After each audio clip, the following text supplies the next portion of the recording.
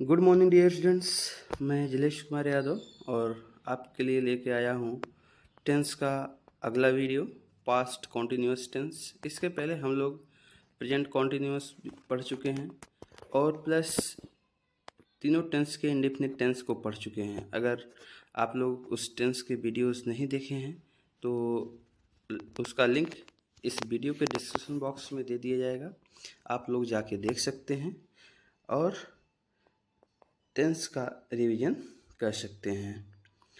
और अगर आप इस चैनल पर पहली बार आए हैं तो चैनल को सब्सक्राइब कर लें, आपको इस तरह की वीडियोस मिलती रहेंगी।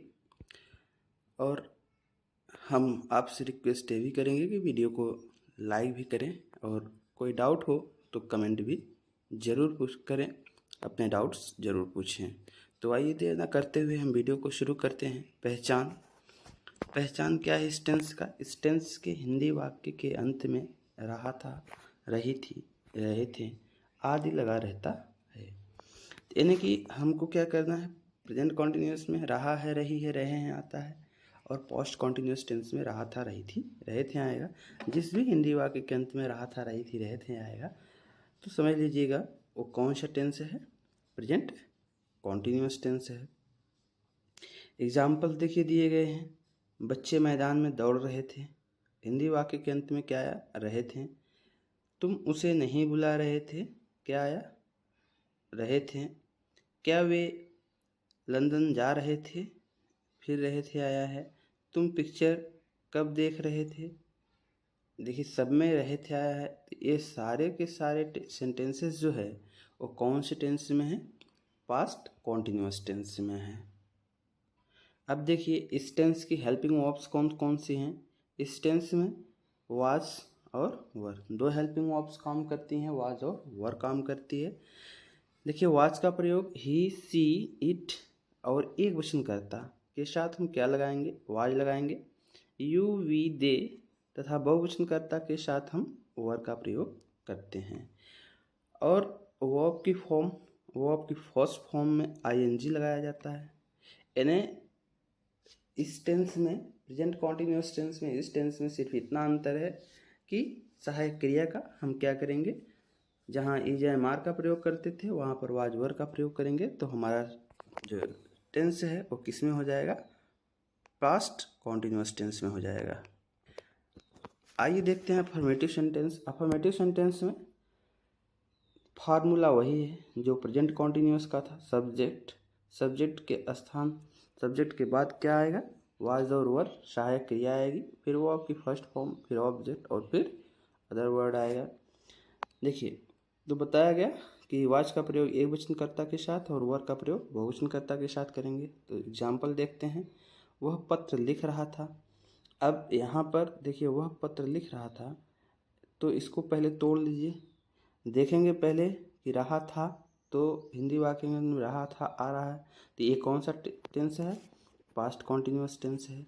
वर्ब क्या है इसमें, लिखना, लिखने का काम हो रहा है, तो ये क्या हो गया, वर्ब हो गया। इसके बाद कौन लिख रहा है, वह क्या हो जाएगा, सब्जेक्ट, और पत्र क्या हो जाएगा आपका, ऑब्जेक्ट हो जाएगा। तो फॉर्मूले पर रख देंगे। तो पहले सब्जेक्ट क्या हुआ, वह की अंग्रेजी ही, फिर ही एक वचन करता है इसलिए क्या करेंगे, उसके साथ वाज लगाएंगे। फिर क्रिया क्या है, लिखना, लिखने में राइट में आईएनजी लगा देंगे, राइटिंग। क्या लिख रहा है, ऑब्जेक्ट रख देंगे, अ लेटर। तो ये क्या हो गया, हमारा ट्रांसलेट हो गया। एग्जाम्पल नंबर 2 है, वे तुम्हारे साथ जा रहे थे। देखिए इस सेंटेंस के हिंदी वाक्य के अंत में रहे थे आया है, तो ये कौन सी टेंस में है, पास्ट कॉन्टिन्यूस टेंस में है। क्रिया क्या हो रही है, जाने की, तो ये क्या है, क्रिया है। और कौन जा रहे हैं, वे जा रहे थे, तो इसलिए ये क्या हो जाएगा, सब्जेक्ट। और तुम्हारे क्या हो जाएगा, ऑब्जेक्ट हो जाएगा। और ऑब्जेक्ट से पहले ये क्या है, प्रीपोजिशन है, ऑब्जेक्ट से पहले आएगा। तो पहले सब्जेक्ट रखेंगे, सब्जेक्ट क्या है, वे की अंग्रेजी दे के अनुसार हम क्या करेंगे, बहुवचन करता है इसलिए वर लगाएंगे, दे वर। गो मीन्स जाना, गो में I N G going, with you, they were going with you। इसके बाद नेगेटिव सेंटेंस है सब्जेक्ट प्लस वाज और वर के बाद क्या करना है, सिर्फ और सिर्फ नॉट लगा देना है और कुछ नहीं करना है, बाकी का फार्मूला वही रहेगा। एग्जाम्पल देखते हैं, वह भोजन की तलाश में इधर उधर भटक रहा था। तो लंबा सेंटेंस है तो घबराने की ज़रूरत नहीं है। हिंदी वाक्य के अंत में क्या आया है, रहा था, और क्रिया क्या हो रही है, भटकना, यानी वॉन्डरिंग हो जाएगा। ये क्या है, ये वर्ब हो गई। इसके बाद नहीं के लिए क्या करेंगे, नॉट लगा देंगे, इधर उधर, हियर एंड देयर। और तलाश में की अंग्रेजी क्या होती है, इन सर्च ऑफ क्या, फूड, ही क्या हो जाएगा, सब्जेक्ट रख दीजिए। He was not wondering here and there in search of food, वो भोजन की तलाश में इधर उधर नहीं घूम रहा था। इसके बाद इंट्रोगेटिव सेंटेंस आता है जो यस या नो आंसर्स वाले क्वेश्चंस पूछने का काम करता है। पहला रूल जिसमें है क्या, जिसमें हिंदी वाक्य के प्रारंभ में क्या आता है, उसके लिए क्या करेंगे, सहायक क्रिया वाज और वर को पहले लगा देंगे, फिर सब्जेक्ट, फिर वर्ब की फर्स्ट फॉर्म में आएंगे, फिर ऑब्जेक्ट, फिर अदर वर्ड लगाएंगे। तो क्या हिंदी वाक्य के प्रारंभ में आया है, तो सब्जेक्ट के अनुसार क्या करेंगे, सब्जेक्ट इसमें क्या है, दे है, तो दे के अनुसार स्टार्टिंग में क्या हो जाएगा, वर, दे कम मीन्स आना, coming from the east, were they coming from the east. इसके बाद अगर ये निगेटिव हो गया तो कुछ नहीं करना है, फॉर्मूला सेम रहेगा, सिर्फ हमको सब्जेक्ट के बाद नॉट और जोड़ देना है। क्या वह उस अंधे आदमी की मदद कर रहा था, इसमें भी क्या आया है, हिंदी वाक्य के अंत में आया है करना, और क्रिया क्या हो रही है, मदद करना, सॉरी हिंदी वाक्य के अंत में क्या है, रहा था, तो ये कौन सा टेंस है, पास्ट कॉन्टिन्यूअस का नेगेटिव सेंटेंस है। और इसमें जो है क्रिया क्या हो रही है, मदद करने की, वर्ब हो गई, कौन कर रहा है, वह की अंग्रेजी, वह क्या हो जाएगा, सब्जेक्ट हो जाएगा, किसकी कर रहा है, उस अंधे आदमी की, ये पूरा का पूरा क्या हो जाएगा, ऑब्जेक्ट हो जाएगा। अब क्या करेंगे, फॉर्मूले पर रखेंगे, पहले क्या करना है, वह के अनुसार हेल्पिंग और वाज लगा देंगे, फिर सब्जेक्ट ही, फिर नॉट, फिर मदद करने की स्पेलिंग हेल्प में I N G, helping that blind man, was he not helping that blind man हो जाएगा। इसके बाद दूसरा रूल आता है जिसमें इंट्रोगेटिव वर्ड हिंदी वाक्य के बीच में आता है, तो उसका अनुवाद करने के लिए क्या करेंगे, फॉर्मूला पहले वाले ही रूल के अनुसार रहेगा, सिर्फ और सिर्फ हमको जो है उस क्वेश्चन वर्ड को हेल्पिंग वर्ब से पहले लगा देना है, फिर हेल्पिंग वर्ब, फिर सब्जेक्ट, फिर वर्ब की फर्स्ट फॉर्म में आएंगी, फिर ऑब्जेक्ट लगाना है।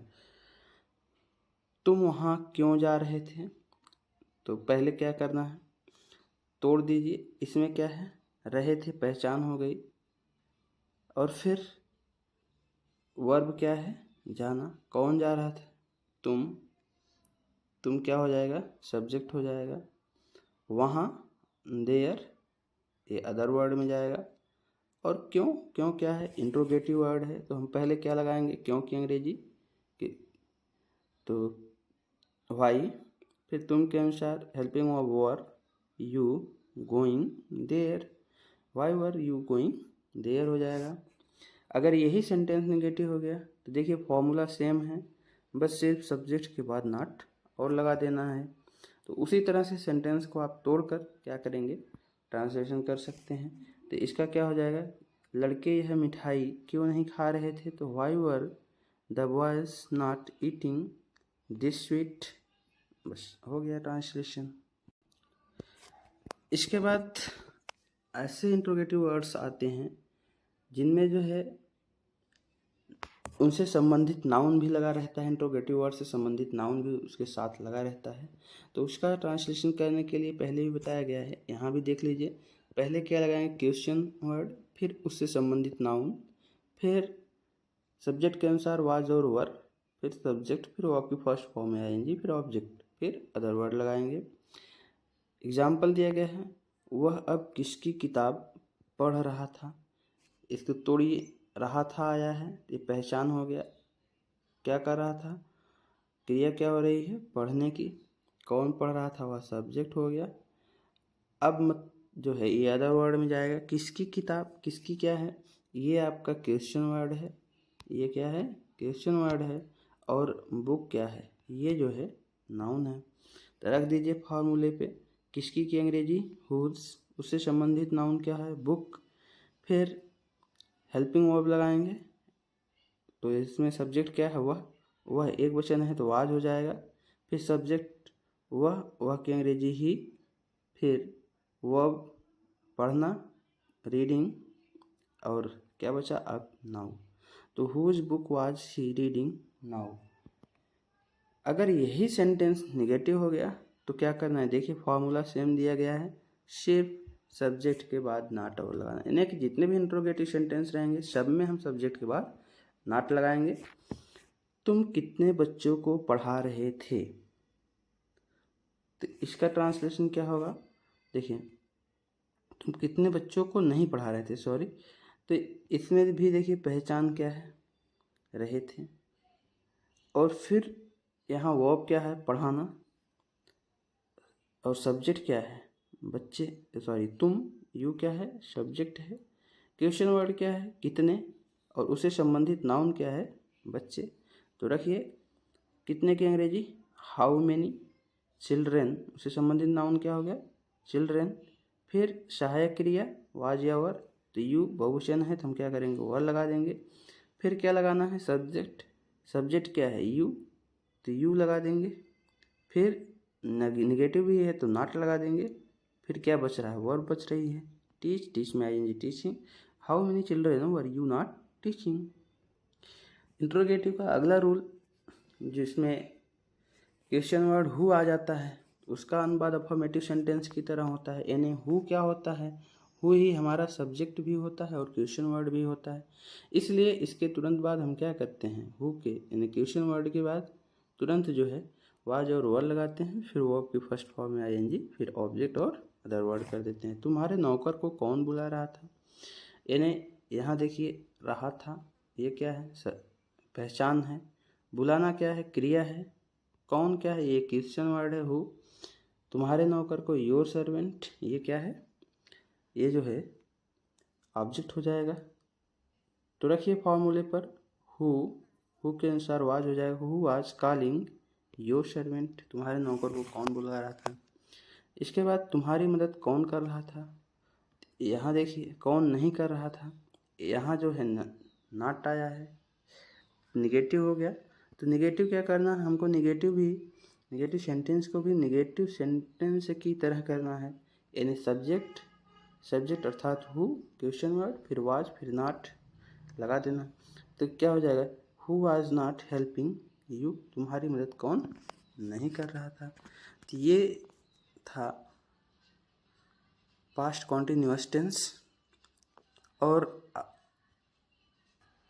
आपके लिए कुछ सेंटेंस दिए गए हैं, आप इसको करिएगा।